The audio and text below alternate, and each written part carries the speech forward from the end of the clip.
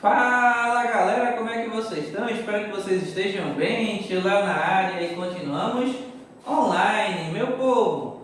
Hoje a gente vai dar continuidade ao século da mineração do Brasil. Hoje é século da mineração brasileira do Brasil, parte 2, digamos assim, tá? A gente vai continuar abordando a temática, né? Provavelmente esse período vai ser dividido em 3, eu acho que ainda vai ter mais um vídeo. E aí você, né, se organiza direitinho, como a gente já sabe. No caso das suas anotações, você anota essa como continuação da anotação da aula anterior, né? Faz aquela sequência que eu falei, pega o caderno, assiste o vídeo, faz as anotações dos slides, depois lê no livro, né, o assunto referente, faz as atividades, né? Presta atenção aí em todas essas coisas e a gente vai aí se vendo, né, nesse vídeo e posteriormente nos encontros para tirar as dúvidas e ver se realmente você fez todas essas coisas, beleza? Então vai para um local adequado, se organiza aí direitinho, né? Pega o seu material e vamos para a aula, beleza? Então roda a vinheta.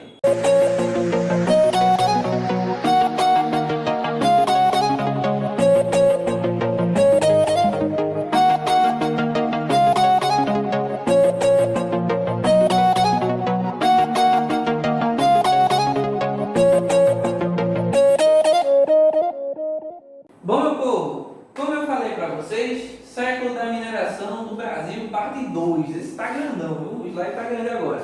E aí, meu povo, o que é que a gente vai fazer? Como a gente tem slide, a gente tem produção, né? E como a gente tem produção, a gente vai pedir a ajuda dela. Produção, passe aí, por favor. Bom, eu queria começar com uma pergunta interessante. Com quem ficou o ouro do Brasil? Século da mineração. A gente tinha ouro a rodo. E hoje em dia a gente não tem esse ouro, né? Então, com quem ficou esse ouro todo? Vamos tentar destrinchar um pouquinho desses acontecimentos. Produção? Bom, como eu estava dizendo para vocês, o Brasil foi o maior produtor de ouro e diamante do mundo. Meu povo, o maior produtor de ouro e diamante do mundo. Hoje você não tem uma pedrinha por aqui. Veja que coisa interessante.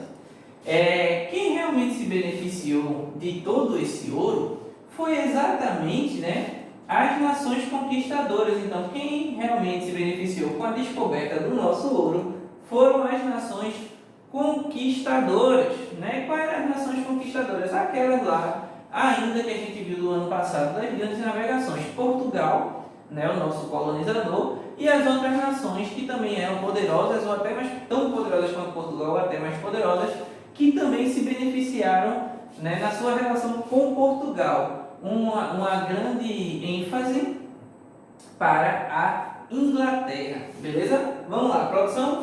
O objetivo principal de todos os grandes reinos, né, de toda grande nação colonizadora, era justamente o aumento das suas riquezas. O objetivo principal de todos os grandes reinos com a colonização era o aumento de suas riquezas, né, principalmente com a prática do metalismo, né, que era o acúmulo de metais preciosos. Naquela época, o sinônimo de um país rico era um país que tinha acumulado muito metal precioso, ouro, prata, diamante, enfim, metais e outras pedras preciosas, digamos assim. Então, o metalismo, acúmulo, né, de metais preciosos. E uma outra coisa que era, né, o objetivo desses colonizadores era a manutenção do pacto colonial, o controle sobre as colônias, né? Então isso vai começar a responder onde é que ficou o ouro do Brasil. A princípio, Portugal fazia o máximo para acumular o máximo possível, extrair e acumular o máximo possível desse ouro, e outras nações também tentavam se ligar a Portugal para tentar também ficar com um pouco desse ouro. Então aí começa a responder um pouco. E o pacto colonial garantia, né, que essa negociação fosse feita. Lembrando que nenhuma das nações colonizadoras tinha um interesse, né, em colonizar uma terra para desenvolver. Lembrando que ninguém queria colonizar uma terra para desenvolver ela. O interesse era sugar, o interesse era explorar. Então, vamos lá. Produção? Então, o que ocorre? Quando é que começa essa procura pelo ouro e, consequentemente, essa extração e essa busca incessante pelo ouro, a ponto de, né, sugar quase todo o ouro existente aqui? Portugal tinha esperança de acabar com a crise financeira que ela tinha se colocado. Né? Portugal não era uma potência, uma das principais potências há um tempo. Né? Portugal já era uma potência de segunda classe, digamos assim, ali na Europa. E o Pacto Colonial, depois que descobriu o ouro no Brasil, a garantia do Pacto Colonial, né, de que a colônia só poderia negociar com Portugal, era uma forma, né, uma esperança que Portugal tinha de sair da pendenga, de sair do Liseu, digamos assim, sair da crise. E aí, ele estreitou esse pacto, ele enrijeceu esse pacto e começou, né, a ter um excesso de taxas e medidas relacionadas ao ouro para poder captar o máximo de ouro possível. Né? Lembrando que Portugal não simplesmente foi lá e começou a extrair o ouro, muito pelo contrário, o ouro era extraído pelos colonos, né, que pagavam seus impostos, que a gente já viu na aula anterior, a Portugal. Então Portugal, né, aumentou essas taxas de imposto ali relacionadas ao ouro, até porque Portugal não tinha nem tanta grana assim para investir na procura de ouro em toda a região. Então isso aí foi feito pelos colonos, mas pagavam taxas a Portugal. E o Pacto Colonial, como o Brasil só podia comercializar com Portugal, Portugal vendia produtos caríssimos para o Brasil, que só podia comprar em Portugal, não podia romper esse pacto, e esses produtos caríssimos também eram pagos com ouro. Então, tudo que Portugal podia fazer para pegar o ouro daqui, nesse período, fazia. Produção? E aí, quem acabou se beneficiando dessa situação, como eu falei para vocês? A principal parceira econômica de Portugal, a Inglaterra. A Inglaterra se beneficia também. Por quê? Portugal teve um período que o rei de Portugal morreu. Quando o rei de Portugal morreu, não tinha quem assumisse o trono, e quem assumiu o trono foi um espanhol, que ficou governando a Espanha, o rei da Espanha ficou governando a Espanha e Portugal ao mesmo tempo, unificando esses dois territórios, formando a famosa União Ibérica. Mas na frente, os portugueses tentaram retomar o poder, e aí, para poder fazer isso, contaram com a ajuda da Inglaterra. Então, ajuda e tratados com a Inglaterra para tentar se livrar, né? Pede ajuda para se livrar da União Ibérica. A Inglaterra dispõe dessa ajuda, mas em contrapartida, esses tratados e acordos e ajudas beneficiavam mais a Inglaterra do que Portugal. E Portugal, para poder garantir uma parte desses acordos e tudo mais, já contava com a exploração na colônia, ou seja, Portugal explorava a colônia e era explorado de uma certa forma pela Inglaterra, que ajudou ela para se livrar da Espanha. Vê que rolo. E aí, nesse período, a balança comercial de Portugal ficou desfavorável, porque um dos acordos feitos, por exemplo, era um acordo em que Portugal compraria tecido só da Inglaterra e venderia vinho para a Inglaterra. Aí você vai, tá bom, comprar um produto e vender outro. Só que o problema a galera compra mais tecido do que vinho, beleza? Então, você vê mais gente comprando tecido do que comprando vinho. Então, nesse caso, a Inglaterra vendia mais do que comprava, então a balança ficou negativa para Portugal. Então, eram acordos desse tipo que deixou Portugal quebrado. E a chance de Portugal sair da crise era explorando a colônia. Então, Portugal explorava a colônia para tentar se reerguer da crise que tinha entrado nessa saída da União Ibérica e também para manter os tratados com a Inglaterra e outros tratados com outras nações, digamos assim. E aí, utilizou-se do ouro para se reerguer, esse ouro explorado na colônia. Dá para entender a lógica, é bem simples, né? Espero que você tenha entendido aí. Vamos lá, produção? Bom, tudo ia ocorrendo, não bem, né? Mas Portugal ia tentando e a coisa mudou de vez na época Pombalina. Esse nome engraçado, aí, pelo menos para mim, né? Esse nome diferente aí, Pombalina. Esse nome ele é referente a um marquês de Pombal, que vai se tornar o governante, o primeiro-ministro a governar o país, sobre o período do governo de Dom José I. É o período aí em que Portugal entra na lógica do despotismo esclarecido, assunto que a gente viu ainda em sala de aula, né? Que é aquele tipo de governo em que o rei abre espaço para ideias iluministas, né? Ele não deixa ali de ser rei, mas abre espaço para ideias iluministas e algumas reformas, entre elas para conter o próprio ímpeto de uma possível revolução também, né? Que a gente viu que a maioria das revoluções e posteriormente a maioria das independências vão ter as ideias iluministas por trás, então alguns reis já abrem espaço para o iluminismo e promovem algumas reformas para tentar se manter no poder. E esse período do Marquês de Pombal, que era a época ou era pombalina, é caracterizado por isso, né? Dom José, o rei, e o ministro Marquês de Pombal, eles aí abrem espaço para o despotismo esclarecido e geram uma reforma para Portugal, e essa reforma também vai atingir a colônia, que também é domínio de Portugal. Então, com a tentativa de acabar com a dominação inglesa sobre Portugal, começa a se fazer essas reformas, e essas medidas começam a beneficiar a burguesia portuguesa. Em contrapartida, essas reformas beneficiavam a burguesia, entre outras coisas, já estabelecendo algumas estruturas do comércio. Em contrapartida, bate de frente exatamente com os interesses da nobreza e do clero, porque a nobreza e o clero tinham benefícios com a estrutura do antigo regime, como a gente já viu em outros momentos, né? com aquela estrutura antiga, né? Mas com características ainda, né? do absolutismo, digamos assim, como a gente já viu.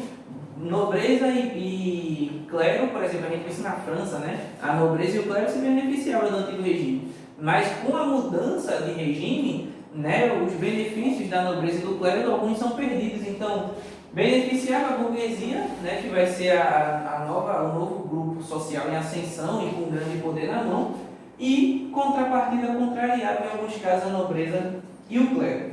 E houve um estímulo também, beneficiando a burguesia, um estímulo à recuperação das manufaturas nacionais.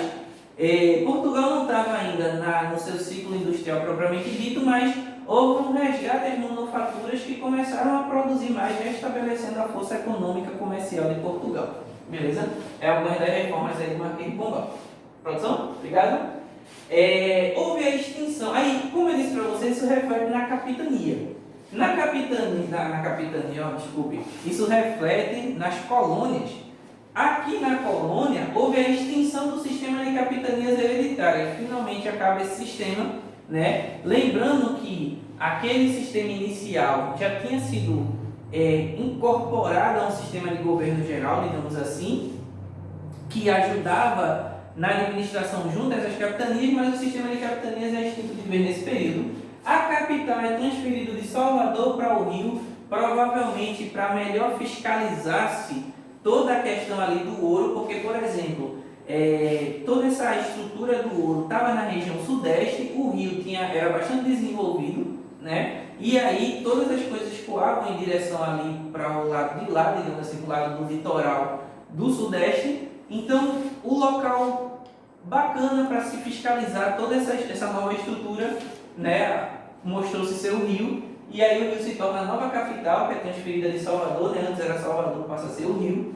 E o Maranhão, que não dá no momento histórico, que é um tema também mais voltado à questão da geografia, que estava parte do Brasil, volta a se unir, né? E agora reestrutura-se toda a colônia também. Beleza? Produção?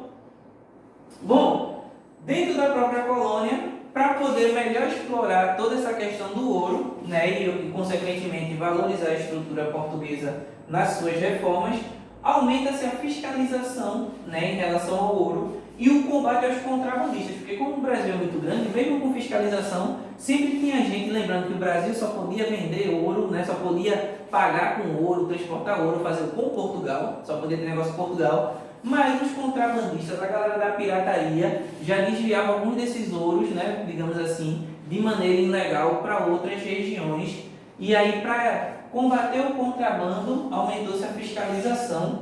Então, Marquês de Pombal, ele centralizou muito as coisas, né, sobre o seu comando, digamos assim, e a fiscalização aumentou muito. E aí ele provavelmente estabeleceu uma das coisas que gerou, tipo assim, muita crítica por parte de alguns, são as famosas derramas, que era a cobrança de imposto atrasado. Então a galera tinha que pagar em ouro, né, alguns impostos que não tinham sido, né, conclusos, digamos assim, e aí isso aí aumentou a arrecadação de ouro por parte de Portugal e consequentemente aumentou a exploração nas colônias. E aí ele criou algumas companhias, né, como a Companhia Geral do Comércio do Grão-Pará, do Maranhão e depois do Pernambuco, Paraíba, isso para também centrar melhor as atividades econômicas ligadas a toda essa dinâmica, produção. E aí, isso tudo gerou a Portugal, né? No período pombalino, Portugal ficou com a balança comercial favorável. Essa estruturação toda gerou realmente um retorno.